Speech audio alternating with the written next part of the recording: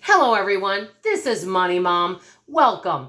Today I want to chat with y'all about how you can save 50% or more off your grocery budget in 2022. I have 10 ideas for you, and please wait till towards the end of the video because I have a new idea that I'm going to be implementing. I haven't tried it yet, but I think it's going to save me a lot of money. The first one I think is key, and can I get a hello on it?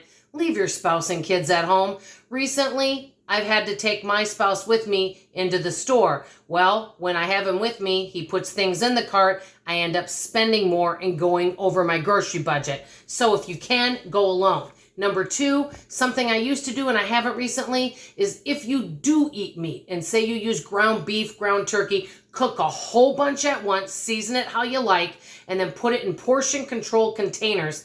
And with doing that, see if you can use a little less. If your family's used to having a whole pound of ground beef, maybe see if you can put 3/4. Split it up a little bit, maybe add some beans, and then this way, when you're ready to make chili or tacos or some kind of casserole or hot dish, you'll have it ready to go. It'll make meal prep way easier. Number three, I'm going to get a lot of flack on this, and this isn't something I follow, but if I needed to, I would.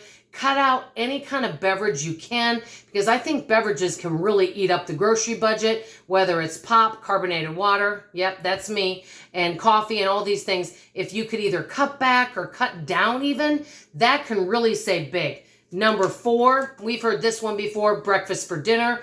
That is a way that I save a lot of money. You can make all sorts of things in a waffle maker. I make all different kinds of breakfast casseroles. You can have that for dinner and it can last for days. And then which brings me to number five, I've been making a lot of chilies, soups, and stews with all sorts of canned veggies, even frozen vegetables in there, chicken, beef stock, and just really plumping it up, some tomatoes, all sorts of yummy things. Don't even have to put that much meat or any meat at all, and you can eat off that for several days. Of course, I use my handy dandy slow cooker, but that, especially with cooler weather coming up, can save a lot of money.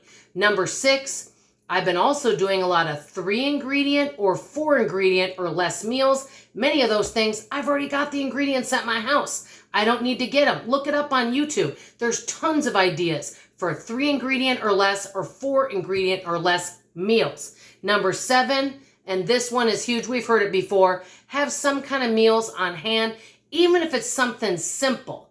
Have something on hand ready to eat. You could make a whole huge amount of chili. Say you don't want to eat leftovers for 4 days. Once it cools down, take half of it, freeze it, put a date on it.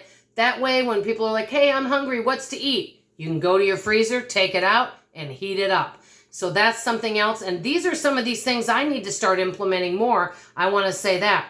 Okay, number 8, make snacks your meals. Example, you may have some crackers around the house that are kind of getting a little bit old, but they're not stale.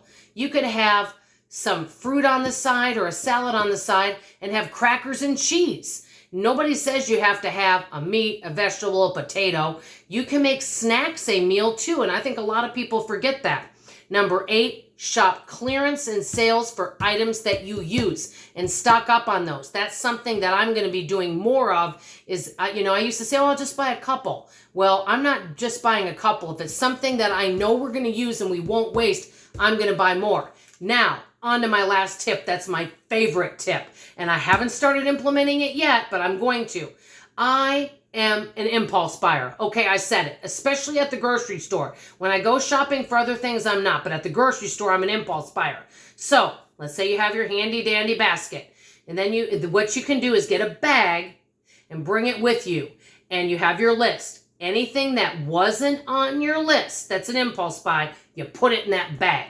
Then before you get to the register, you look in your little bag and you say, okay, how many of these things do I really want? Don't even ask need. How many of these things do I really want? So let's say there's 7 items in there. You could do a this or that game. Say, okay, I'm allowed to keep 3 of those 7 items. As long as you don't go over your grocery budget. And if you put some of these items back, then you are going to save a lot of money. I think with all of these tips, we just might save half off our grocery budget. Who knows, maybe even more. No matter what the economy, I think there's a lot of fantastic and wonderful ways to save money out there, and I'm sure I have a lot to learn myself. Let me know in the comments below, what are some ways you're saving money on groceries? You guys know I love to hear from you. That's all I have to say for now. I love you, I appreciate you, and if you think this content is valuable, please consider hitting that subscribe button and joining the Frugal family, and pass this video on to others that you think could benefit from this knowledge. That's all. I love you very much. Bye-bye.